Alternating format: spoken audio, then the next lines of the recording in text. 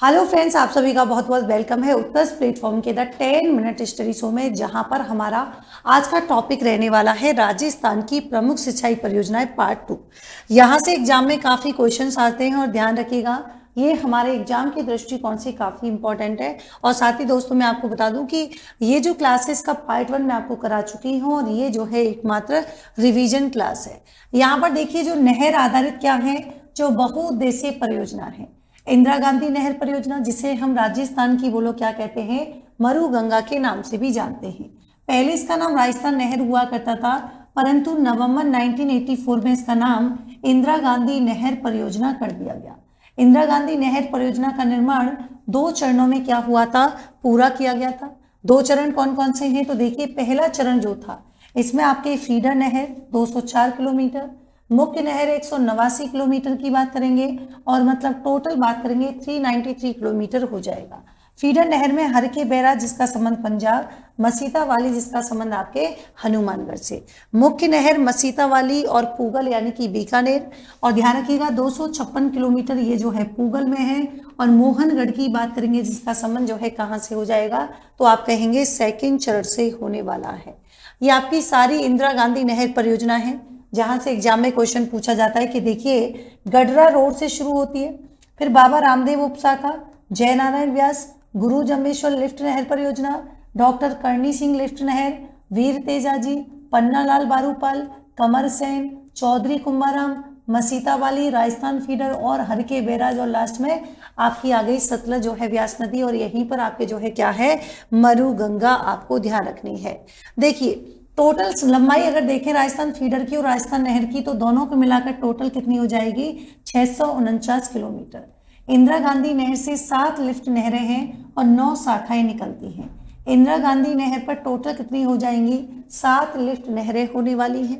चौधरी कुंभाराम ये सर्वाधिक जिलों में जो है वितरित है, और यहाँ पर ध्यान रखिएगा जर्मनी के सहयोग से अपनी योजना यहाँ पर बनाई गई है। कवर सैंड लिफ्ट नहर की बात करेंगे, सबसे लंबी लिफ्ट नहर है, बीकानेर की जीवन रेखा कहते हैं। बीकानगर और जो है क्या है, बीकानेर और गंगानगर यहाँ पर लाभान्वित जिले हैं, और पहले इसका नाम लूड़करणसर लिफ्ट नहर हुआ करता था।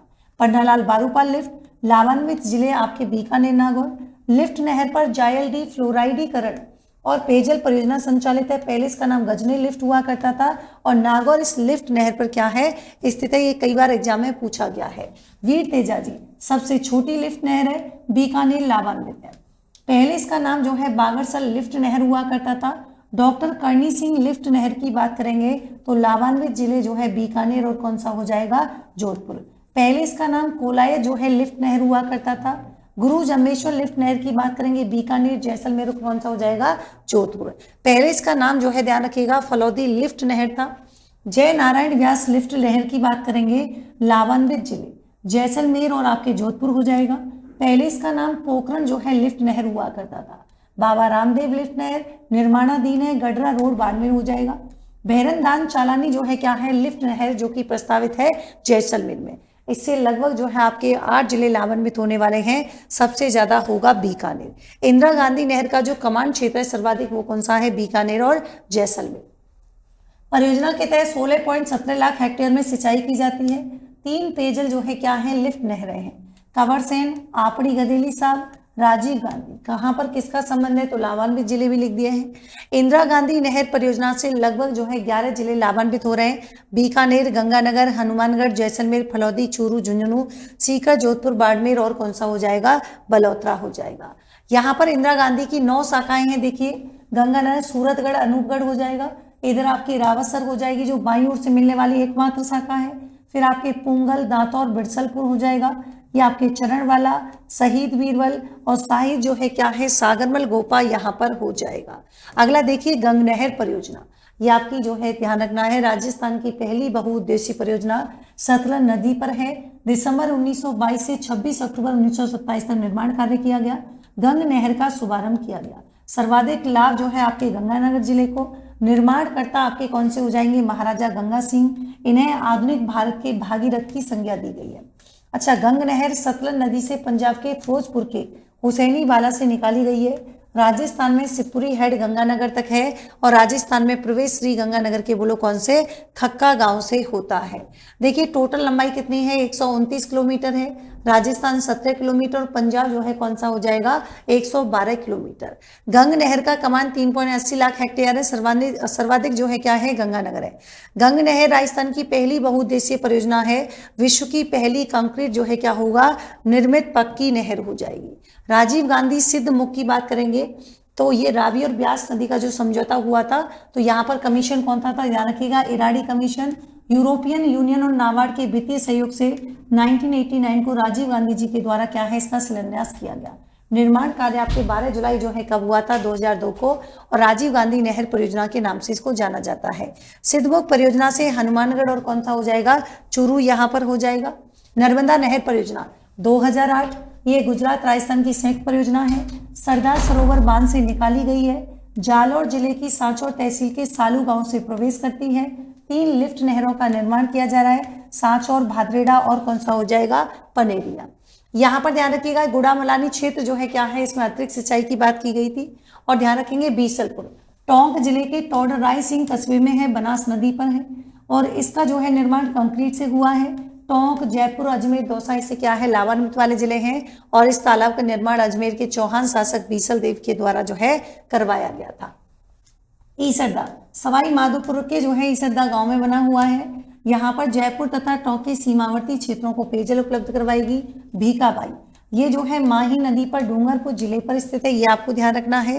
फिर देखिए जाखम, जाखम हमारे प्रतापगढ़ और जो है जाखम नदी पर स्थित है। जिले के सबसे ऊंचे बांध की ऊंचाई क्या है, 81 मीटर है। गुड़गांव नहर परियोजना यमुना नहर है और भरतपुर शेखावाटी, ये आपको ध्यान रखना है।